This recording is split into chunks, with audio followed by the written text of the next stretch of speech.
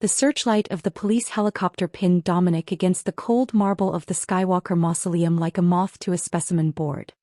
He shielded his eyes, the roar of the rotors drowning out the frantic thumping of his own heart.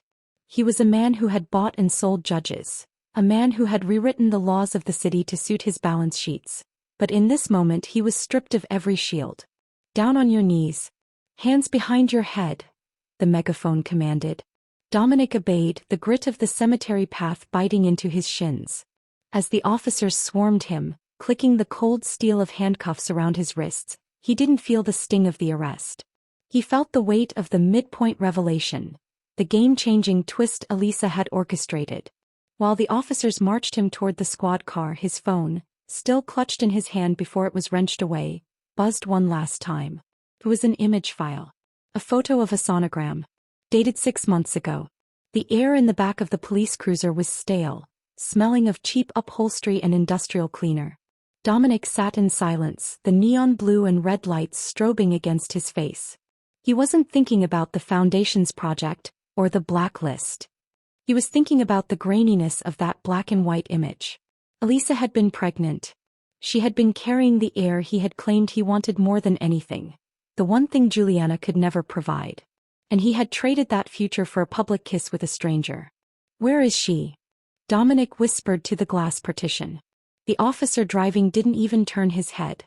But the revelation went deeper than a hidden pregnancy.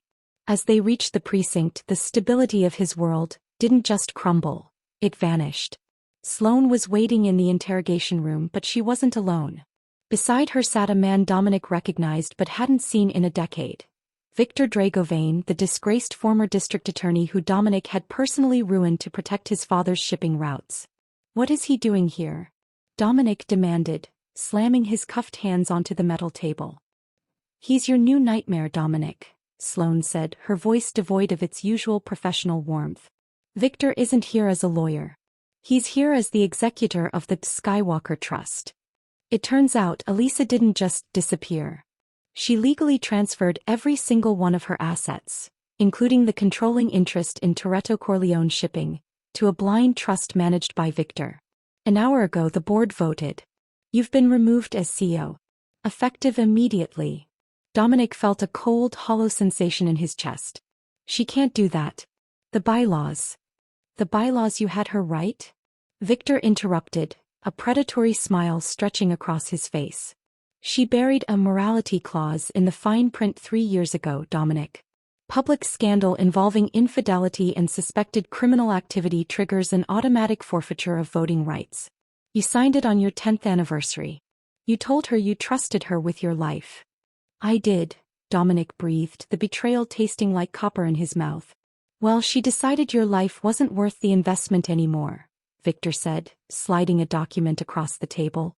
"This is the kicker, Dom. The police didn't find you at the cemetery because of a tip. They found you because Elisa called them herself. From the estate. From your bedroom." Dominic's head snapped up. "What?" Vane said the house was swarming with cops. "I saw it on the phone." "You saw a pre-recorded loop just like Vane told you," Sloane sighed, leaning back. "Elisa was never in the cemetery. She was in the house the whole time. She waited for you to leave. Then she invited the district attorney in for tea and handed over the ledger in person. She's not missing, Dominic. She's under protective custody. And she's currently filing for a restraining order based on the threats you made at the gala. Threats she recorded using the jewelry she was wearing. This was the highest point of the stakes. He wasn't just being framed. He had been outplayed by the person who knew his every move before he even made it. The vulnerability he felt wasn't just physical. It was an ego-shattering realization that he had never been the one in control. "She has my child," Dominic said, his voice cracking. "She's carrying my son." Sloane looked at Victor, then back at Dominic. Her eyes softened, but only for a second. "That's the final revelation, Dominic. The sonogram wasn't hers. It was from a surrogate. A surrogate she hired a year ago because she knew you would eventually try to use a child to trap her. The child is legally hers and hers alone. You have no claim. You have no company. You have no wife." Dominic slumped in the chair. The passion he had felt for his empire was replaced by a singular, burning determination to see her one last time. Not to kill her. Not to sue her, but to ask her how he could have been so blind. I want to see her, Dominic commanded, though it sounded like a sob. You'll see her in court, Victor said, standing up. If you make it to trial. Arthur just started talking and he's blaming you for everything, including the disappearance of the union boss back in 22. The door clicked shut, leaving Dominic in the silence of the interrogation room. The midpoint had passed. The shadow Elisa had promised was now his entire world. The steel door of the holding cell slammed shut with a finality that echoed in Dominic's marrow. The Toretto Corleone estate, with its Egyptian cotton sheets and climate-controlled galleries, felt like a dream from a dead man's life. Here the air smelled of bleach, old sweat, and the metallic tang of despair. For the first time in 40 years, Dominic was not the hunter.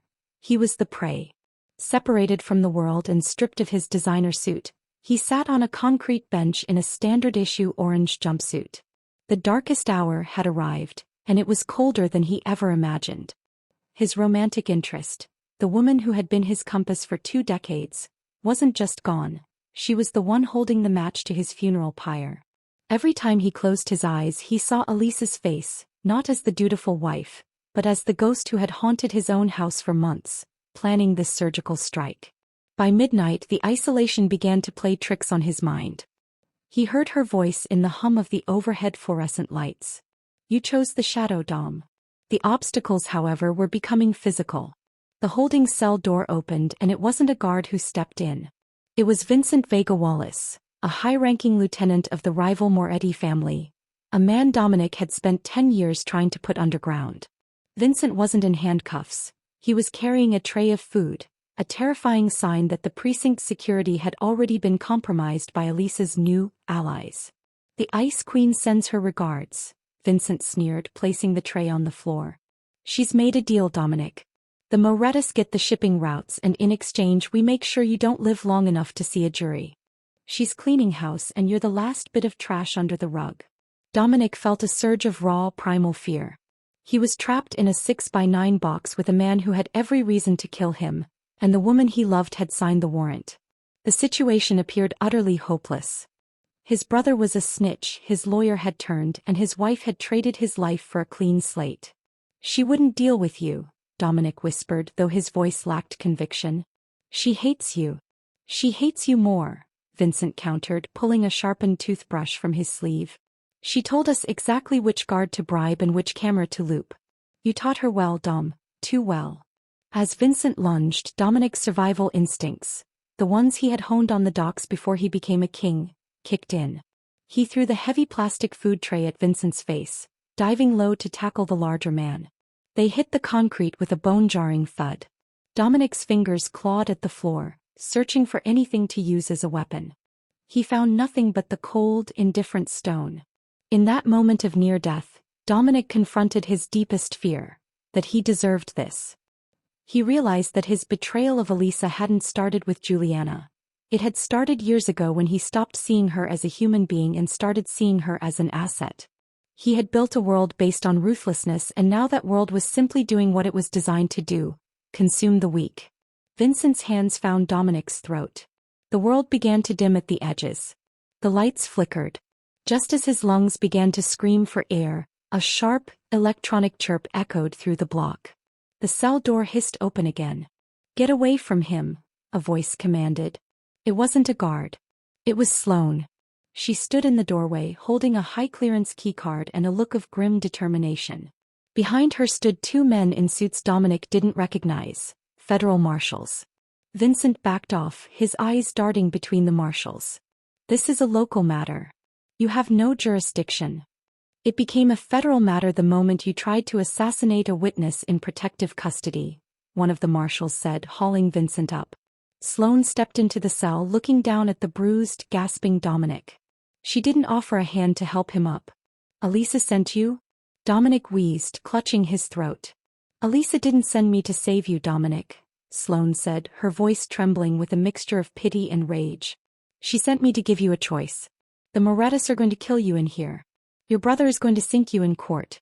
But there is one way out. One way to fix the Foundation's disaster and save what's left of the Skywalker name. Anything, Dominic gasped. What does she want? She wants a full confession, Sloane whispered. Not to the police. To her. She's waiting at the old lighthouse. If you can get there without being caught by the Morettas or the local cops she's already turned, she'll give you the files you need to clear the Skywalker name. But you have to leave everything else behind. The money, the title, the pride. You walk away with nothing but your life. Dominic looked at the marshals. They weren't there to protect him. They were there to escort him to his final judgment. This was his darkest hour. A choice between a certain death in a cage or a final confrontation with the woman who had destroyed him. Take me to the lighthouse, Dominic said, his voice a gravelly rasp of courage and desperation.